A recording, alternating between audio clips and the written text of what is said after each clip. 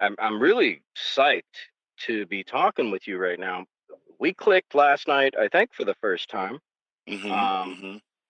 and I was really resonating with what you were saying on a number of different points. It just as a free thinking, open minded human, right? Right, right. Just on that level. Ditto. So so maybe let's introduce ourselves. Like, who are you? Like, tell people who you are, what you do. You know what I mean? Yeah. All right. I'm Freedom Rain. As it relates to this talk, I've been teaching for 7 years in the public and charter school system. Before that, I was doing after school programming, always working with youth, giving kids who are on probation their first chance at an internship and job. Working with younger students, being mentors, working in music studios, technology labs, creating digital art, things that are central to their passion. I never really planned to be a teacher, but coming through as when I was 19, I started doing volunteer gigs at a music studio slash after school program. And one thing led to another, doing summer camps. And so unwittingly, I've been in the education field for about 10 years total now, feeling like an OG. And just as far as my political views, I call myself the destroyer of narratives. I think when you look at the left and right paradigm, they're fused with so many narratives that are just baked in that often pit people against each other.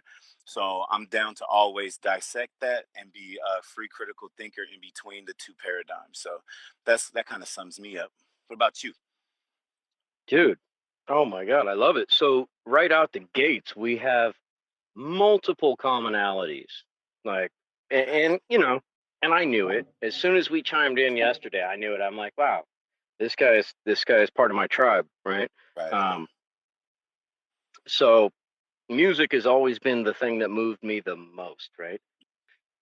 I'm a freedom fighter.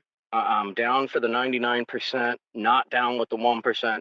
Not even just talking politically. I don't like how our society has become all monopolies, right? Right. Like, are you kidding me? Google controls 90% of information, Facebook controls the other 10%. Like, this is bullshit. All of our This is news media crazy. is owned by six conglomerates. All these networks really are just Thank you. six conglomerates. Yep, you're right. Thank you. So, you know the factoids Hmm. exactly. And what he said is absolutely true. Google it. Six Uh, companies. And not well, just you not said just Google. TV stations, bro. TV, radio, Yep. billboards, Clear. and Yep. newspapers. Clear Channel. The Clear Channel is Reuters. Satan. Absolutely. Yeah, Clear Channel is the worst of the worst, right? Right. Um, and Rupert Murdoch, this one guy in Australia who's a gazillionaire, he's an oligarch. Right. He owns, I don't know, 274 different newspapers. Just and And he's not non-biased. We know exactly what Rupert Murdoch thinks. We know the statements he gives to the heads of his news companies.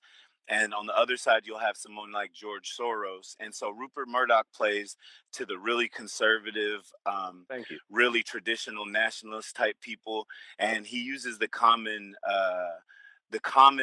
struggle that we all have, but he paints it in a way as to put people on one side. And then we know George Soros heavily echoes kind of the liberal side. And these two are people who sit at the same table. You know, they toast together. Yet, if you watch their networks, they pit people against each other in such harshness that you would think that they'd be enemies, but they're just playing the game together like a lot of these elites are, using us as the masquerade, to separate, divide, and conquer. I couldn't have said that better because people are like, "Oh, Joe Biden. I'm not going to vote for a pedophile." Oh, so you're going to vote for Trump, who's a pedophile? Right. Because it's on record. This is on record that Trump and Epstein were arguing over who was going to take a 13-year-old girl's virginity, and Epstein Wow. won, so he raped her. But Trump was on deck. Trump and Epstein have a lot of pictures together, and one of the things I get into as I'm the destroyer of narratives is just like you said about Joe Biden and the Democrats. There's some people that can believe that the Democrats are the lesser of two evils. They stand for Fuck people's no. liberties. They stand for this and Hell that. no. And I'm like, I that's a wanted to believe joke, that for 50 years. right? And then on the For other I'm side of that, yeah, yeah, I'm go ahead. sorry, you go ahead. Yeah, well, on the other side of that, there's they're painting Trump as this ultimate Hitler figure, right? And if you really look through it, Hitler Trump isn't worse than any other president. Like that's what the Democrats want you to believe. But at the same time, we're hit with this. There, on the other side of that, there's this Trump saviorism. Like he's just an outsider to the deep state. Like he's innocent and he's working for the greatest interests of people and God. And that's a Right. horse. That's bullshit too. You got to be able to That's look through even both sides of the narrative. that's even more bullshit. Because what is the guy? He's a scammer businessman who has filed bankruptcy 4 times. So he's not even a good businessman. I'm talking about Trump, right? I'm not a Biden fan. Let me just say that. I can't stand brain dead Biden. You know, you know the thing. You you know the you thing. know the thing. Right? Like, dude, no, you tell me the thing. Otherwise, shut up, go away. You're done. Like, what? He said that in public, dude, and he's still got a job. You couldn't do that. I couldn't do that. That's a Right. miracle. But then That's a again, it's miracle. like, right. It's like George Bush, though. I remember before Joe Biden, George Bush was the official dumb president, right? Like he could get on the mic, stutter over his words, say the most absolute ridiculous thing to the point where people were speculating if he had the intelligence of a fifth grader. But to me, that's a ruse because we know that behind the scenes, the president isn't the ultimate point of power. And like the deep Hell state no. theory shows us, is that there's so many people in the government and so many institutions that go on unchanged no matter who you vote for. So sometimes, like, it's funny, like when Joe Biden is tripping upstairs and when Biden is slipping down walkways. It's funny to a certain degree, but I think a lot of us can get too focused on the personalities and the quirks of these presidents, and it makes us distracted when really that's not where the power lies. That's not where even the discussion should be. I don't give a fuck Thank you. how senile Biden is. When people were not wanting to vote for Obama because of cultural issues, they were ready to put in John McCain, who was old as hell. But now all of a sudden that Biden's old ass is in, they act like they'd never put And a what the old. as bad as people think Trump is, and I mean, he's a reality show host. Yeah. Come, come on. So as bad as you think this guy is, as far as like George Bush, George George W. Bush Yeah. started the war in Iraq. Yep. He started the war in Afghanistan. He Right. he He he started he the wrote Patriots Act. the Patriot Act, the Homeland Security Department. Mm-hmm. He expanded the NSA, and the Republican government is supposed to be about smaller government. Right. But under George the Bush tripled the size of the government, sure, and tripled it, if you look at dude. his campaign ads, he was talking about no nation building, small government, all this. But under the guise of a crisis, you get to pretty much expand the powers any way you want. And we saw that And with 9/11. We've seen that with COVID. It's about thank you. expanding the powers of the government over the reach of the people. And I Absolutely don't right want to about go too deep into it. But that. you know what? I would actually like you to join the panel on 9/11. I'm going to do a Oh, that'd be conversation great. about 9/11, and I would love you to be on the panel. There's 3 of us so far, and I would like you to join that. I'd love Um, that. but I don't want to go into that because that's getting deep in the woods. That's a whole nother show. Whole nother But show. And even COVID, like but I come but on here saying to myself, I don't want to exactly talk about COVID, but we always get into it because it's on the right, people's minds, and people want to right, know and have honest conversations. But yeah, right. I And we definitely and we love to and we avoid could do those. that another time. But Yeah, we're not another going to get time. deep in the woods with COVID tonight because we're talking about Exactly. education and how we got Right. to reform our education system. And we're Right. getting there, people. Be patient, people. We're getting there. But Yep. I just wanted to say that everything started, no matter what you believe. I'm not telling anybody what to believe. I don't try to tell people what to think. I Mhm. just tell people I want Two you things. to think. Yeah. Just Absolutely. think. Question everybody. Think for yourself, you And know? question And yourself too. and yeah, and question yourself all the time. Like, Hmm. am I tripping? Right. Because a lot of times I am. It's You know, fair. and That's a fair thought me, process. me. A lot of times I am. So, I'm not saying I got things figured out. No, no, no. It's not like that. I'm just saying here's a process, and man, and I've figured few things out. So I want to share whatever I have figured out. But for the Hmm. most part, I'm flying by the seat of my pants and trying to figure it out. Figure it out. Right? That's what Yeah, life is. as I go. Yep. Um, But everything started on that one day, bro. Right? That one day, Man, 9/11. Right? man, All of a sudden, our world changed. Right? yeah. That one day. So I can't wait to get on that talk. Definitely, definitely. And real quick, Big Boy might still be coming in. Shout out to Blizak Blizao, to Max Vox Humana, to Light, to Lil Dis. What is this? Lil Dix Matter, and shout out to Marlboro Deads. let's do this. Let's do this. Let's listen All to right, let's go. people, and then let's get into it. Right, let's go. Good. Hello, hello. Shout out to the panel, Freedom Shout and out. Dave. I hope What's y'all are up? having a wonderful show. I'm just stopping by showing some support. Bye. Appreciate you. Thank you so Definitely much. Love appreciate you. you, Goddess. Thank you Right. for your attention. You could be anywhere right now, right? But you're hanging here. That's an honor. That's an honor. Dope. Absolutely. So, Marbolo. So they're putting chemicals in the water that making the friggin' frogs gay. I get all of my Alex Jones. news from my reliable source, my uncle in Arkansas. Alex Jones, good oh, impersonation. His that voice has was good. gotten raspier over the years. That was great. Yeah. That was great. I don't know if it's like smoking speed off light bulbs or like what's making the voice harsh, but yeah. It's that megaphone. He's always yelling in the megaphone for the last 20 Well, years, bro. Damn. you know what'll make your voice harsh is yelling. Exactly. Everybody just chill out. Can we just Chill talk? out. Let's Can we just talk. talk? Let's just Let's talk. let's talk about it. Nobody needs to yell. Transcendent. Right. Transcendent, talk to us. Uh-oh. How do we do reform without data? And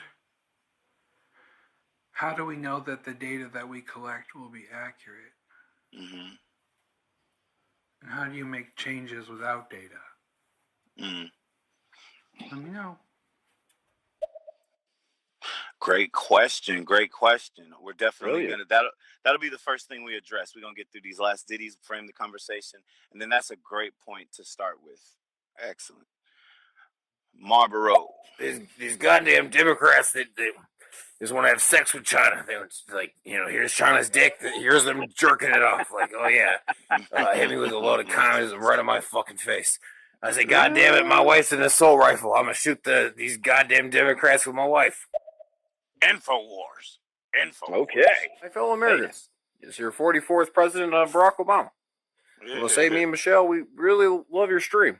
It's something I think everybody can enjoy. So keep at it and keep the American spirit.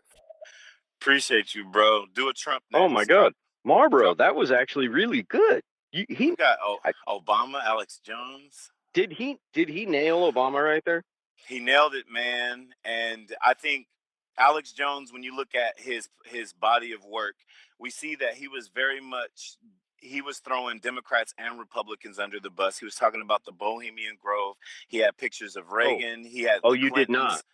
Oh, and you then did not. all of a sudden, when Trump What'd gets you into just say? office, when Trump gets into office, he's strictly against the Democrats. Like, he changed his tune. He did. I'm not feeling like that. He got paid. He got paid, right? He got paid, and he got scared by that court case. Like, we can ban you on all. Let's roll it back a little bit. You mentioned Bohemian Club. Yeah. Dude, I worked there.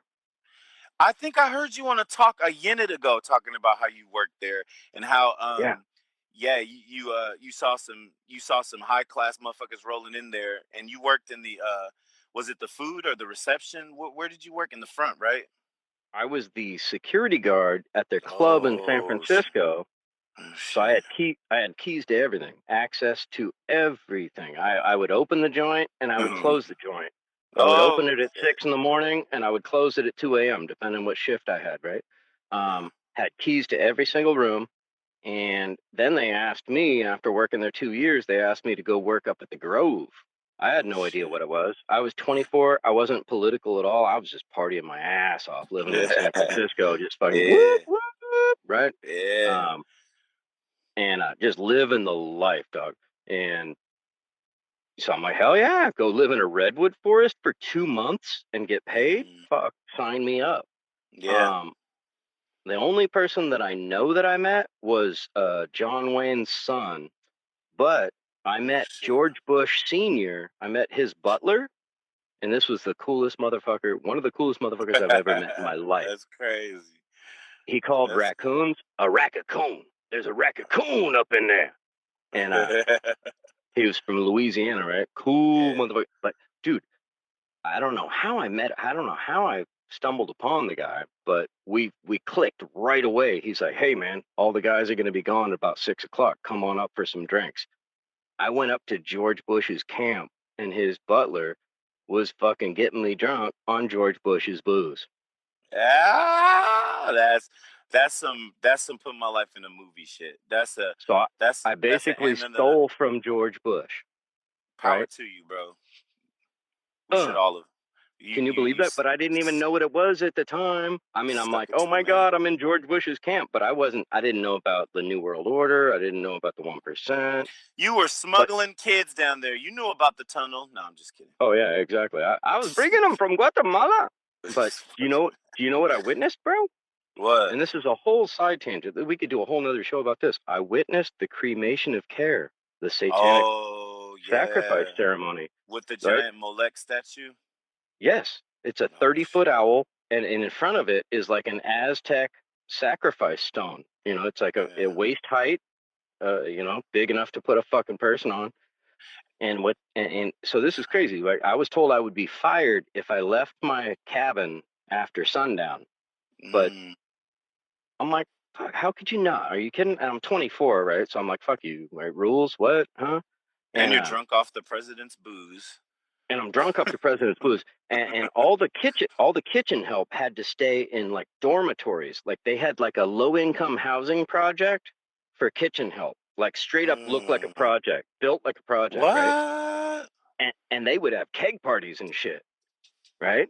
And so I would sneak over there, and that's where the chicks were, right? So I'm like fucking 24-year-old dude, right? Like I'm not gonna sit in this cabin by myself, that got old real quick, right? So I'm like fucking, So I was on. Come on, 24. What are you gonna do? Dude, I'm not saying it was right. I'm just saying it happened. So I'm over there, like mixing up with keg parties, walking around, seeing the shit, and then I realized, like, nobody cares if I walk around. Like, if you just act like you own the joint. Like, have you ever snuck into a club? I actually have. So there you go. If you act like you own the joint, nobody looks at you. You look like you belong. Yep. You just got to think, hey, I belong here. No, I got a ticket right in my pocket. You got to have that mindset. I got a ticket right in my pocket. Right. And you just got to believe nobody's going to fuck with you. And I did that. And I went and I watched this sacrifice, bro. Like, crazy. It was an effigy, or it was real? They call it an effigy. But these are the most powerful people in the world. Do you think it's an effigy? 30,000 children disappear in California every year. California alone. Do you really think it's an effigy? Right. Do you? Would it be a powerful ceremony if it was an effigy? Hell no. Then they're probably going and drinking their adrenochrome, right? Right. And at this time, I remember when Bill Clinton was heckled by a crowd member who asked him about the Bohemian Grove, and he was slick with his answer. He was like, "Oh, isn't that where those rich Republicans run around in the woods naked?" And he's downplaying the fact that Democrats were there too. So this is exactly what we see in politics today. Is the head of B of A, So check this out. Yeah, exactly. Like, did you know that the plans for the atom bomb were finalized at the Bohemian Grove, and that it's protected airspace? If you tried to fly a plane over there, you would be shot down. No questions asked. They wouldn't trail you. They wouldn't track you. Just done. Done. Yeah. You're fucking done, because the richest people in the world are here. Like the head of B of A, right? He can't go camping because people are going to assassinate him because they hate him, right? So where can they go? They can go to this one place, or they probably got a bunch of places like this all around the world. But this one, dude, I live 30 miles away from there. It's Mission. I'm pointing at it. It's right there. It's right there, right under our nose. Right under our nose. They do it every year. A good friend of mine, his his grandmother ran a whorehouse that catered to that grove, to the Bohemian Grove. Right. And the thing that a lot of people don't realize is when you're in that kind of company, that's where a lot of these blackmail pictures come from. If there's children or women that are funneled there for sex trafficking, and you're getting pictures taken so that, like You Matt think you're Gates. partying with somebody. Exactly, but really it's all about the blackmail. Set Let's up. hit a couple of more of these ditties and then let's get into Let's the do it. topic, my dude. All Yes. right, let's go. Yes, sir. Marlboro. Let's go. You're like, oh my god, you did really good. Like you sound like kind of like the third grade teacher is like, you're just gonna end up being an alcoholic construction worker. Well, you know that was a pretty fucking that's lucky me. guess, lady. So Yeah. fuck you. Right. Lucky No, guess. Wasn't it? No, he's the teacher. I'm the construction worker. Let's get that straight right out the gate. Oh, John, hit us. Ooh, you smoking something good. Hey, I second what he said. You know what I mean? Right. Okay, people. So check this out real quick. Dave invited me to this talk. We're talking about education reform and the ways that the system is broken and how it's starting to produce some of the societal discourse and or the social economic class wealth gap that we see. And his tagline says, the U.S. education system is broken. But one quote I heard a lot about, and I'll preface it with this, Dave, and ask you what you think of it. This system is not broken. The education system is not broken. It's doing exactly what it was designed to do. What do you think about that? Well, you nailed it. It's doing what it was designed to do. But what I meant by broken is that it's a triangle trying to fit into a square hole. Right? Because we're telling people, oh, raise your, fucking pull yourself up by your bootstraps. Well, give me some fucking bootstraps. Give me some boots. Now, exactly. Well, first of all, can I have some boots, right? Because my feet are killing me. And then, hey, how about a strap or two? Because then I could actually, then, now we're talking, right? So, I mean, there's so many levels that you could take this. Let me start with my own current environment, right? I live in Santa Rosa, California. In 2017, there was a fire caused by PG&E, and it burned 5,000 houses down, and I had to evacuate at 3:30 in the morning, and the flames were 4 blocks from my house, right? So I put everything I own. I had a shitty little 1994 work truck, right? So I fucking loaded as much shit in that as I could. Drove that, parked that under somebody's the ice skating rink has a solar panel array in their parking lot. So I'm like, oh, this is as protected as you're gonna get. Leave my truck there, then I fucking jog home and start loading shit into my car, right? My cat, and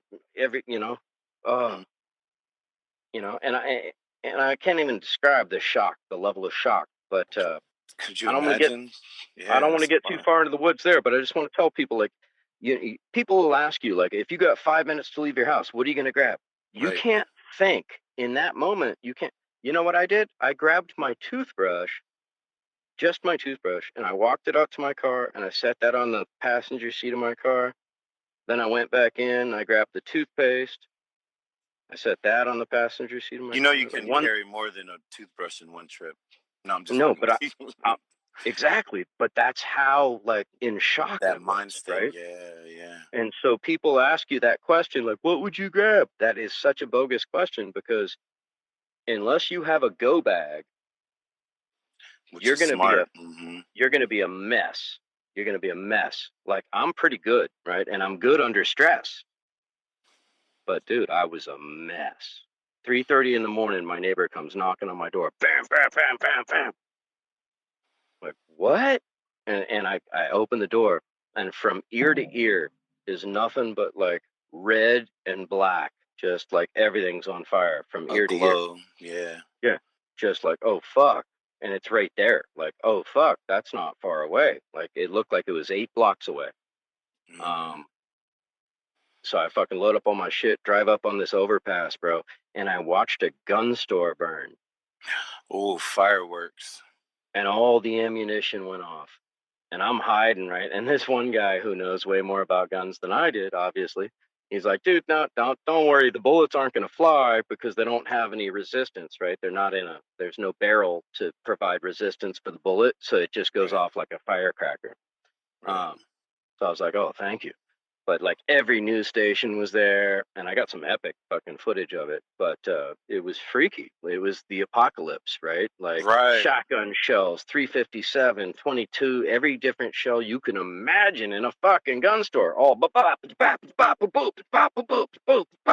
as Mm-hmm. the whole as the whole world is burning. Like Kmart's on fire. Wow. While The you're the rushing to high get your shit into the, that's the a Hyatt crazy Regency is on scenario. fire, bro. The mobile Yeah. home park is on fire. McDonald's is on fire. Oh, dude, yeah, it was the apocalypse. Real quick, So can I say on that is that I was out here in California too, and I remember the sky, the entire sky, including the sun, was red, orange, and the clouds, you couldn't tell the difference between clouds and smoke. The air quality right. was so bad. And the cold part about it is when those fools a couple years ago had a gender reveal party and set a Oh my fire God. and burns started a fire that burned a lot of acres, we all jumped on their heads, right? Oh, they need to go to jail. They need to, and sure, it was a stupid thing. But the cold part about it, as you know, is that PG&E has a monopoly on our power and electric gas, right? They have a monopoly on this shit. And then we found out that that fire was started by neglect. They neglected those transformers for years and years, knowing that they needed to be repaired. So just like BP oil, when they spilled all that Yes, oil sir. in the ocean, it's like, how do we hold these too big to fail entities who have the corporate support and sponsorship and are lobbying and are donating to politicians? How do we hold them accountable if they're our only alternative for power? So it just, that fire, and just like the BP oil spill, it highlights the ails of capitalism. There's so many great things about a free market, but when we talk about the corporatocracy coming through the guise of capitalism, it's just a tragedy that they pretty much burned down half of California. It fueled homelessness and gentrification in so many areas. And they're Homelessness still was in our business. stealing business, and they don't get any kind of taps on the wrist. They don't get any kind of reform. They don't get oversight. They don't, we don't divvy up, and they don't have to pay us. In fact, what they started doing to protect us from them in California is they started having these things called rolling blackouts, where when it was hot, they would intentionally turn the power off for in large cities, large parts of the cities. But then again, I'm still paying my electric bill. So really, you're making the same amount of money for not giving me power because you fucked up. Like, it My makes mom no sense. my mom lives in a low income senior housing thing. They just did a Hmm. rolling blackout and turned her power off when I was there yesterday, bro. It's crazy. It ruins the Like food in what your fridge. All all of a that. sudden this thing rolls down and bam, you can't use the elevator. Like what the fuck for 15 minutes? I'm like, my mom's Wow. freaking out. I'm like, oh, well, let me figure out what's going on. I'll figure it out. Like what the? And then 15 minutes later, boom, comes back Right. on. Like, come on, tell me they're not Right. just fucking with us. But Just fucking with us. exactly. So the rolling blackouts, dude, that's bogus. And what's been proven, like you nailed it, they reduced maintenance and they paid Hmm. off shareholders Hmm. instead. And this directly leads to our conversation about education because we're talking about money controlling everything. So this Yes. directly leads to it. This is a great lead in. So I've watched this. There's a fantastic expose that Channel Mm. 10 ABC News did out of Sacramento. This one reporter took it on himself to take on PG&E, and A I real don't know. journalist. Yes, thank you. And he's up to like maybe 11 episodes against Wow. PG&E, right? And Yeah. it's brilliant. It's called Fire Power Money. Ooh. ABC 10, I'm and writing you can that find down. it on YouTube for free. Firepower Writing that Money down. on Fiber money. YouTube. Okay. Yeah, Writing that down. it will fire you up, no pun intended. Yeah. Yeah. Um, Yeah. Yeah. giggity giggity goo. But what PG&E did, what he exposed, PG&E neglected the things that Hmm. hold the wires up Hmm. were put in 1943. And there's pictures of them. They're totally worn out. But PG&E adopted this policy of don't replace shit until it breaks. Because why? More Wow. profitable. So what Absolutely. so what happened? They paid out $1 billion to shareholders, the largest shareholder payout in history. Then the 2017 fire happened, and they were fucking responsible for it for neglected fucking maintenance. Right. Now, two of my friends are tree trimmers, right? I lived in San Francisco for 20 years. If a tree comes anywhere close to your house, you call PG&E. You're like, hey, there's a fucking tree. Boom! Within 24 hours, they would have a fucking truck there. Davy Tree was the company that had the Mm. contract. So Davy Tree would show up, cut your shit, make it safe. Boom, dude. I've lived in this county, Santa Rosa, that burned for 5 years. I've never seen trucks just trimming trees away from lines. Right. They They're don't like care. right up on them. They don't give a Yeah. fuck. Because it's going to make them money in the end, and it's not going to harm them. And, Sometimes, and what can you do? What can what you can you do? do? You They're a can't do anything. monopoly. You They're a can't. There's no monopoly. alternative. They own the power lines, the gas lines. So it's not like you can just say, "Oh, I'm going to support your competition." There's no There other is no company. competition. Exactly. And the governor made it that way. I Yep. don't want the recall, but I do want to vote Gavin out in the next election. The recall's Yeah. bogus, but vote him out in the next election, right? Yeah. Because he sided with PG&E. Right. But this is a lead into, money has too powerful of an interest in our whole system, and it affects education more than anything, Say it. right? I saw this documentary called Plutocracy with a P, right? Plutocracy. I heard that term. Plutocracy, divide and rule. You can find it on YouTube. It's I heard the that term. best documentary I've ever seen in my life. And what it talks about is the creation of racism within the US, pitting the working class against each other so that the 1%, Wow. so Yeah. that we don't charge the castle and kill the 1%, right? So better to have you and me fight over some scraps than to talk about why are we only getting scraps, Yep. And the right? two-party system is an extension of that. I hate to say it. Oh, Democracy in a fuck lot yeah. of ways works, but you can tell around the Jacksonian, Well, when Jacksonian democracy and Andrew Jackson was coming into power, this is where they finalized and implemented that system of, look, the American people, obviously, they're starting to get pissed off because the American gentry is selecting the presidents. This is a democracy, but they don't have a vote. So how can we give them the illusion of power? And if you really look into the Andrew Jackson presidency and the campaign for presidency, which was the first populist vote ever held in America, it mirrors the Trump campaign so much, to the point where it's like these guys are not making new scripts. If it ain't broke, don't fix it. They're running the exact same storyline about Andrew Jackson was respected by the military. He was popular. People wanted to vote him in because he was an outsider. He was a people's man against the gentry. right. When he got voted in, but got cheated out supposedly, and he campaigned until it was timing. It's like literally the same Trump story, my dude. Wait, Andrew Jackson, Andrew Jackson. wasn't he shot? He was shot. He had all the little bells and Because whistles where he you know dueled why he like was a shot? motherfucker. Go ahead. Because he went against the Federal Reserve. Right. So exactly, and this is played to his outsider kind of. This is an outsider against the system for the people, you know. Yeah. But another thing that came in, which is And they're all related to our killed. talk. Yep. Another thing that comes in is this. Since this was the very first political campaign that people could vote on, we immediately saw the newspapers and media try their new strategy, which goes to this day, of sensationalism. So when Andrew Jackson is running, instead of just talking about policies and what it means for a president, blah blah blah, all the first headlines were about, oh, Andrew Jackson stole another man's wife. His wife eloped with him. And can we have somebody like that? And it became about attacking personal smears and the sensationalist shit to have people focused on the personality. Just like we were talking about earlier, Joe Biden stuttering in his double neck, or Trump, how orange he is, whatever little shit that they can bring up to make us talk, fight, argue, and laugh about is more important than what's actually being voted on. And all that started in one campaign, just like you said. So plutocracy is in full effect, and I think people are still trying to wake up out of that. Speaking as a member of the Black community, we know that back in the day, in the 1800s, Republicans were, as you would call, the progressives or liberals, so to speak. You had a lot of Right. black The parties did a politicians. flip. Yeah. Yeah, they had all the black politicians running for them. They were supposedly the party that wanted to end slavery. And we know that Hmm. not the Dixiecrats, but the Democratic South was very conservative Fighting and against that. fighting Fighting against it. against the end of slavery.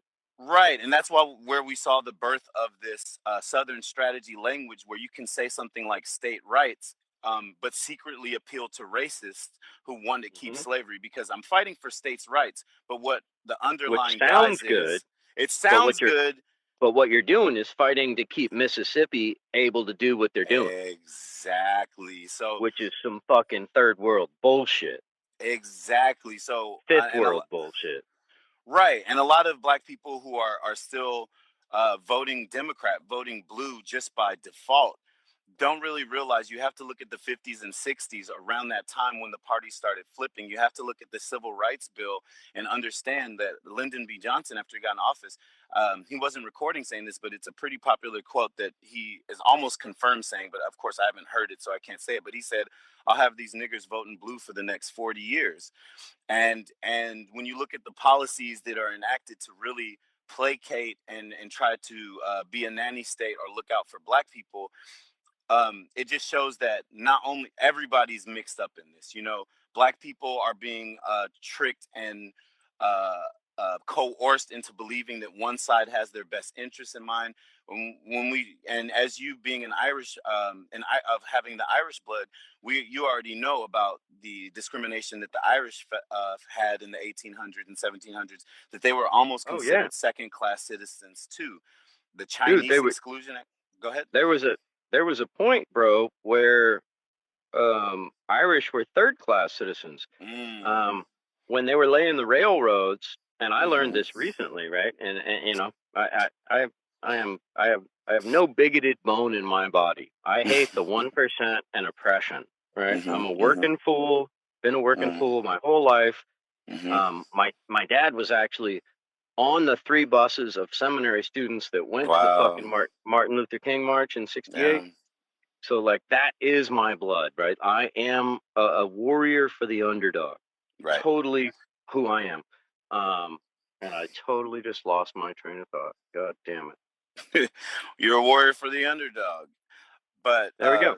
yeah, but I'll say this, and then maybe your thought will come back. Is we know that after Bacon's rebellion in the 1600s, where you had poor whites, poor indentured servants who were also white. That's part of history that people like to phase out. Is that there are white, of course, white, Irish, and again, there is no white at this time in the 1600s. You're Irish, No, you're you're an immigrant. British, You're you're a an piece of shit immigrant, immigrant. you're German. You carry your nationality with you. Black, Right. you're African or sons of slaves. But after Bacon's rebellion, you had free blacks and poor whites banding together. They burned down Hell the yeah. federal building, and they rose up together. So what you're talking about, plutocracy, is absolutely right. We saw a staunch change in the direction to make sure that blacks and whites never got along again. And Absolutely. And I this is remember where. what I was thinking about. Mhm. So Go ahead, get it. during the laying of the railroad, right? Yeah. So the Chinese finished the western section of the railroad, Mhm. Mhm. but the West Side. eastern section Mhm. was Western, which is Mhm. us, right? Yeah, yeah. Mhm. But the eastern section was laid by Irish, dude. Mhm. And Mhm. one Irishman would die for every mile of track laid. And Wow. they used Irish people because they were cheaper than an ox and they were cheaper Mhm. than a slave. Mm. They were Get it. disposable. So Mhm. for a little window of time, Irish people were the shittiest little disposable piece of shits Right. that weren't human, didn't matter. Oh, they're just all drunks. They fight a lot. Like bap Yeah. to bap to bap. Right? Stereotypes. All that. Yeah. All that bullshit. Do you know the paddy wagon? I know that That's phrase. named that's Oh, okay. named after it's slang for Patrick, which is Which a is an Irish popular Irish slang name. term. Mhm. So they named it the paddy wagon. Let's go get a bunch of paddies. Wow. And that's so important, because I think, especially in 2020, when we see the divide, Trump is made supposedly to speak for the poor hardworking, overlooked white man, right? And this is the language he says, even though he says he stands for all Americans, we know that this, through Well, Southern strategy, is what he appeals to.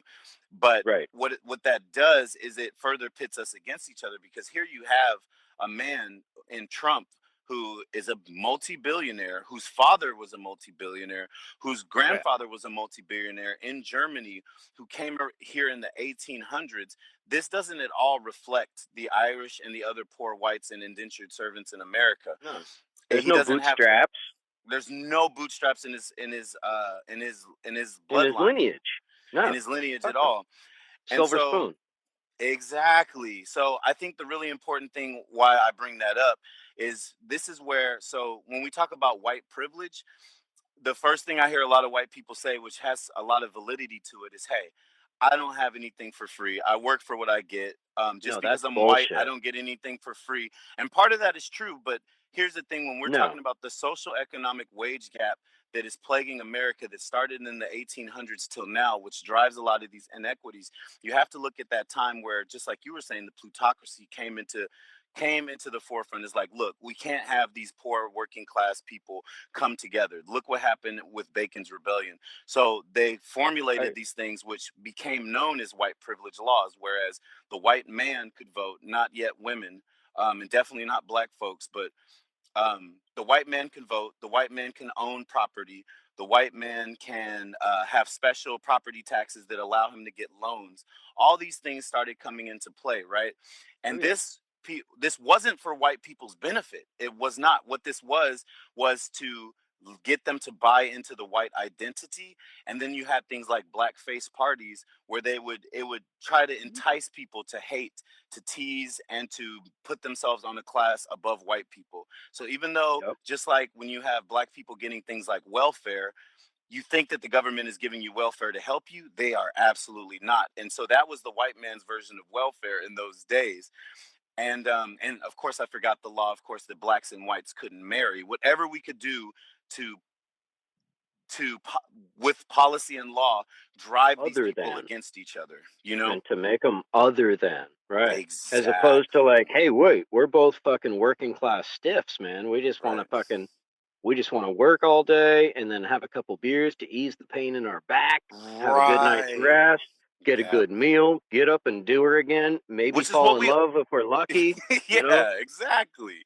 The com which is the commonality that we share. And the reason I brought this up in relation to the education system, which we're talking about today, and education reform, and the education system being broken for people, but being but doing exactly what it was designed to do by the elites, is in the Yeah, 1800s. Names like the Rockefeller come up when they're creating the American public school system that was based off of the Prussian model, which was very oriented, like, as I think you mentioned in the other talk, by coal companies and other companies who needed workers. And so it absolutely. was made To train compulsory. factory workers. Exactly. As George Carlin said, to train people who were just smart enough to push the button, but not smart enough to ask questions.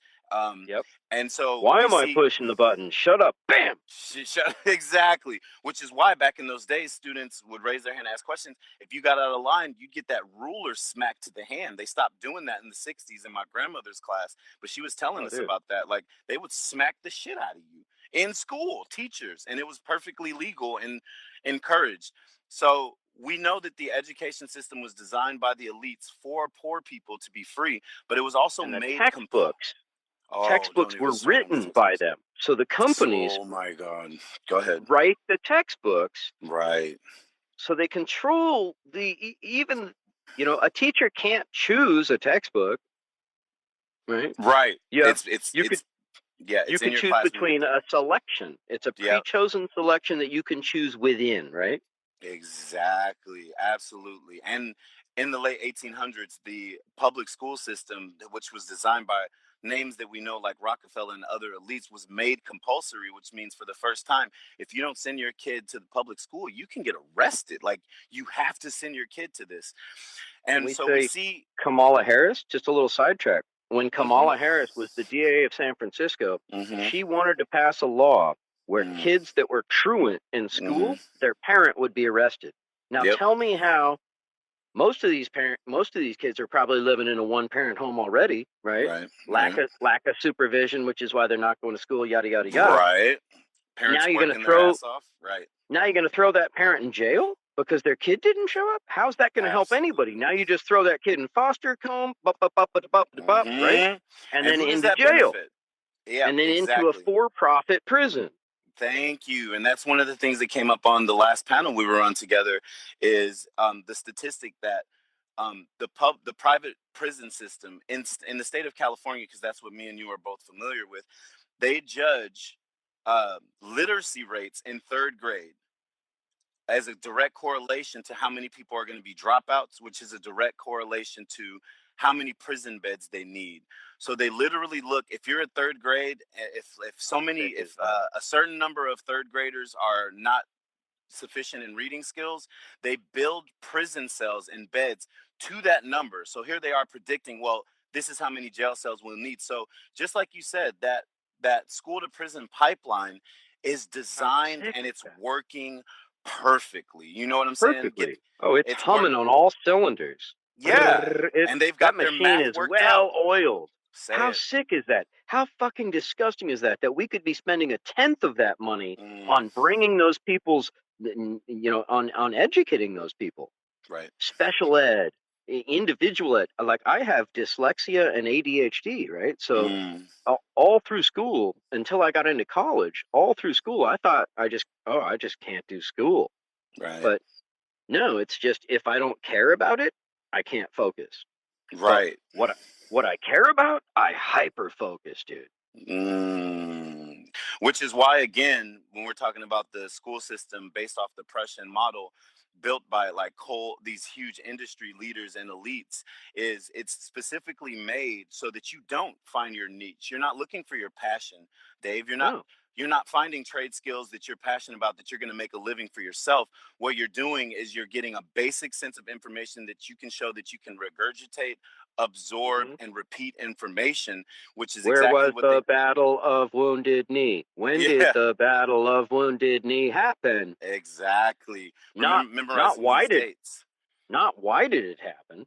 And like, what the fuck led to the Battle of Wounded Knee? And why was there even a battle? Why couldn't we get along? Why didn't we do democracy? Like, I thought we were all about democracy, which is diplomacy. Right.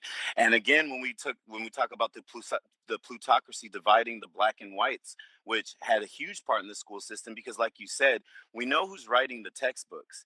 And we know that, just like you brought up in the Battle of Wounded Knee, we're framing that entire discussion on a normacy of white nationalism as it's opposed to the manifest destiny doctrine, whereas we're not including the voices. Narrative. We're not including the voices of the Native Americans. We're not including their point of view. We're not including their stories. We're not including how they saw it. This is written strictly in a sense of how it relates to U.S. politics. So, and you need to be able to release that information. We're basically pissing all over it. Exactly. To the children. Their culture, the children, oh my God. And cultures that had been here for tens of thousands of years, dude. Exactly, right? Bro. There were no savages, Nick. Now, I don't know. I'm super curious. So I go down the YouTube rabbit hole all the time, but they're excavating these mounds and finding giants in Ohio and Iowa and da-da-da. And these are 50,000-year-old remains. Bro, why did you go there? The thing about it is that as soon as they got to America, they had been uncovering these bones and burial mounds of giants since the 1800s, since the 1700s, and back in the late 1900s, newspapers and journalism was a lot more free than it is today. So there were many newspapers with pictures of these bones, art editorials, people asking, "Yo, what the fuck is going on?" But the Smithsonian Museum started buying up these bones and just burying, hiding this stuff, so that to the point now, if you find some giant bones, trust. Like you said, Rupert Murdoch owns 72 different newspapers. If he doesn't want that shit, 272. If he doesn't want that shit to get out, bro, it's not getting out. It's not like you're not going to hear about it. You're not going to hear about it. And just to what you're saying, as far as we're talking about the natives, is look, since the 1600s and 1700s, when the pilgrims and every other race was coming over here, because the oral tradition was so strong, Native American elders were telling people about these giants with 6 digits on their both hands. They had 6 fingers and 2 rows of teeth, and they had reddish hair. They had been telling this story to everyone, all of them. It wasn't a hoax to them. This was fact to them. And the way we are, the way the American school system was built is these are savages, these are hoax, this stuff isn't true, while they're actively burying the information. For example, Gobekli Tepe, which is a super old civilization that people didn't even know existed, far beyond when we thought civilizations like that were being built. The Native Americans completely described this and told them exactly where it was. And again, we discredited them. We hid that. We didn't want the Oh, it's a public to myth. know. Oh, It's a it's a myth. myth. It's folklore, right? So yeah, you're What is a absolutely myth? right. You know what a myth is? It's oral history. Yes. So oral history, and we're learning this, that it's legit. I mean, there's this. Yep. So, dude, oh my God, we got so many commonalities. So Darren Kuyu, you hip to that I sunken don't know city? that name. Okay, Darren Kuyu, they found this off of the coast of India. I might be confusing it. So there's 2. There's an underground city in Turkey that goes 12 stories underground and Holy housed shit. 20,000 people, and they estimate it was built 12,000 years ago. And there's oxygen shafts, square oxygen shafts that go down to every single room. Like, how the fuck? We couldn't That's drill that today, crazy. right? That's So crazy. so And that just exists. And then yeah. there's this sunken city off, I think this is Darren Kuyu, the sunken city off of India. They found 2 sunken cities under, I think, 200 feet of water, where a river used to let into the ocean, but now, after sea level rise, after the end of the last ice age, now the cities are underwater, but they carbon dated it 9,500 years old. So we used to think cities were only 6,000 or something. 5,000. Yeah, 5, Yeah, 6,000, right. 5, 6. So that everything's being rewritten, bro. Right. And, And and that's the tip of the iceberg. that's the tip of the iceberg. And the thing about Gobekli Tepe, I think it's dated to be almost 11,000 Way years older. old. And the thing is, I think check it's this out. 50,000 years old. You're right. I think I wanted to be conservative, but I think it is upwards of 20,000 years old. The thing is though, this city was intentionally buried, bro. Right. But by the hide it. inhabitants, we don't know. By people shortly thereafter, it's been buried for thousands of years intentionally. That just shows you how little we know that a society upwards of 20,000 years ago would have this amazing complex city built and would say, up, time to go, and intentionally bury it and move the fuck on. How many times has life and civilization been reset on this planet? We don't even know. And the reason this ties back into our education system is we're taught a very narrow band of history, right? And again, it's primarily meant to divide white and black, and all races really, but primarily white and blacks. And we know this because it's meant to divide everything. Socioeconomic, right? yes. Like, a Ferrari driving person is taught to look at you and me like, fucking peasant. Right. Absolutely. That's built into the commercials to everything. Exactly. Right? And that's what I was going to get into is like Charles Darwin, when he came out with The Origin of Species. Thank you. This is where we see the white and black classifications come in. You no longer have Europeans who are coming here calling themselves, well, what are you? Oh, I'm German American. I'm Irish American. I'm Irish. I'm Portuguese. No, all of a sudden we have this broad term called white, which all these people have to now fit into. Same thing with black, right? And what is white? Like, nobody's really white. It makes no sense. Like, nobody's really white or black. I got this like bookshelf in front of me, and it's painted white, right? And it looks way different than I do. I'm like all peachy. I'm all peachy colored, like I sunburn easy, like, Right. But it's so important because that's where we see the hierarchy come into play. Of course, Right. blacks and Africans are at the very bottom.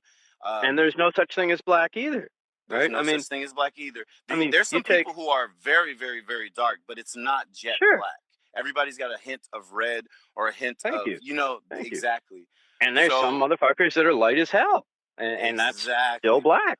So exactly. so it's not black, it's not white, and is anything in life or the universe black or white? Yes or no? Thank No, you. it's not. Nope. Nothing is. Especially in the natural world, we can come up with a pigment of paint or something white out and make it as white as possible. It's still not completely white, but in nature, when you see That's what I white was rocks mentioning. or something, it's such a rich balance. But anyway, I say that to say that Irish, and so you have these rich elite people who are funding the explorers, who are funding the archaeologists. Everything that they go out and find has to be whittled down to fit the narrative that they want to teach. And we know that Irish people were put into that category of being less than the Aryans, less than other white people. Asiatic people were put at a certain rank. Black people were put at the bottom. This is literally a social hierarchy that was taught by an evolutionist, Charles Darwin. And then the other thing we think of when we're talking about the education system and the way it was built to teach us a certain mindset that is still prevalent today and is easy to make us be divided and conquered is we have to talk about Sigmund Freud.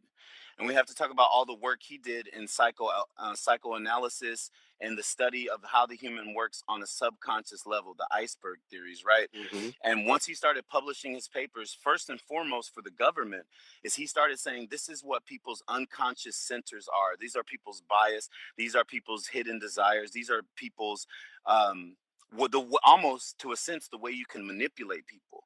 And so when you look at ads from before Sigmund Freud, we see here's a car, the car drives, buy it. We see this is a product, get the product. After Freud, we start to see then the commercials where the guy Chevy, hot dogs, apple pie, USA. Yeah, well, exactly. But also we have the Calvin Klein looking white guy with the square jaw in a nice suit getting in a nice car with a hot woman. What the fuck does any of that have to do with the car? Absolutely nothing. It's marketing. Nothing. And it pulls on your subconscious biases. And so we saw this all throughout the commercial industry. He revolutionized it, and they used his studies to manipulate humans and their train of thoughts and public opinion on so many levels. And you can see that when you look at the history of the Philip Morris cigarette brand. You're literally selling people shit that kills them, but they market it as cool, sophisticated. It's healthy. Back in the day, scientists would not say that smoking for you was bad, even though they knew it would. There was active citizen-based groups. It worked. It worked so good. And the last thing I'll say, because I've been rambling for a minute. Go ahead. As a kid, I smoked because I thought it was cool. As soon as they allowed us, man. As soon as they allowed us to smoke in, wait for it, high school. We had a smoking section in high school when I went to high school. Shut up. It wasn't cool anymore then, bro. Yeah. Because I'm like, what? I can do it? Oh, fuck. There's no fun there. Right. I'm trying to be a rebel here. I'm trying to be Fonzarelli. My dad was a minister. Trying to be a rebel over here. All right, thanks for tuning into another episode and another thing with Dave. Please follow, subscribe, and share. I'm on all social media and another thing with Dave. And keep seeking the truth.